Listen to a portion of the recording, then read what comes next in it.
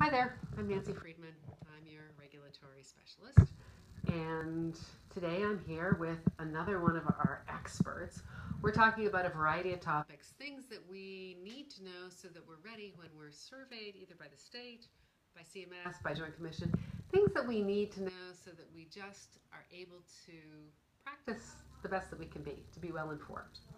So I'm going to let this gentleman here, Greg, introduce Hello, himself. everyone. My name is Greg McCulloch, and I am the Chief Financial Officer here at Adventist Health Sonora. Wow, that's an important position. Well, we need to keep our finances going strong in order to be a sustainable business. Right. So Nancy, did you have any idea that over the last 10 years, Adventist Health Sonora has more than doubled their revenue base? Yeah, I find that's just an incredible fact. Like doubled? That's huge. Yeah, we've gone from 126 million to 256 million over the past 10 years. So I'm guessing not every business in Sonora could say that they've doubled the revenue. Is that like doubling your revenue? Is that a common thing to do in a 10-year space? It's certainly not a common thing. It's not completely uncommon either. If you're a good, strong business and you have good, sustainable results over time, this is possible. But certainly not every business in town is seeing those kind of results. Right. Well, I think we have something to be proud about there. We do. You know, one of the exciting things about this is it has enabled us to expand our services here in our local community so that we can provide additional access. And, you know, one of the most exciting examples of that is our cancer program and the addition of the new pavilion we have going. Yeah, it's very exciting. I know that for most of our employees who have been part of Sonora's hospital expansion over the years, it's really easy to see how much has changed in a 10-year period. There's been a lot of building. I think our hospital started building probably 13 years ago. Yeah. So, and it's like ongoing construction around here. It never seems to stop. Right. And those services are not just limited to our new pavilion. We've got lots of services. Yeah, so we have we added an intensivist program, which helps us take care of our critical ICU patients. We added a 24/7 hospitalist program. Yeah, that part of our program, I think, is one of our best additions. You know, it's been able to relieve a lot of the workload for our community physicians.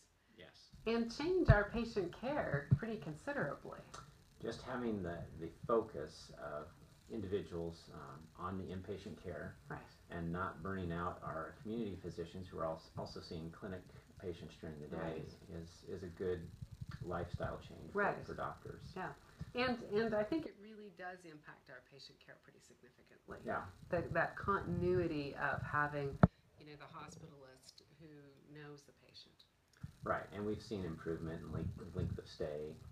We're taking more complex patients on, so it's improved a lot of things overall. You know, some of the other things we've added, our GI program, got a good program going there. Orthopedic services with complementary rehabilitation therapies. Yes, with a 20-year-old son or 22-year-old daughter in my world, we've had our opportunity to experience orthopedic services here, and it's really nice that it's not just limited to a total joint program. It's really an all-encompassing orthopedic service. Right. And then advanced imaging. We do a lot of imaging here, which makes convenient for people to get their diagnostic studies done right here in town. Right. So yeah, nice staying close to home. You know, as a community-based hospital, we actually reinvest all of those earnings back into our local community so that we can expand access and raise the bar for care. You know, and I think one of the simplest ways I can explain it is that we're not for profit, but we're not against it either.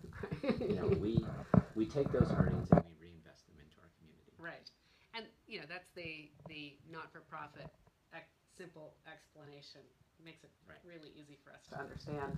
And that kind of reflects back to that opportunity we've had to increase that bottom line number over that 10 years. Right. And it's being put back into the community. It's kind of a nice feeling. Local economy. Yeah. So it's good. Yeah. So Greg, thanks for sharing. You're welcome. And I really appreciate your insight. You know, sometimes the financial stuff is kind of, well, a little bit dry for some of us. But I appreciate you sharing and making it understandable for everybody. So thanks again. And you're welcome. For those listeners out there, thanks for tuning in. Cheerio. There'll be another one of these to follow later. Bye for now.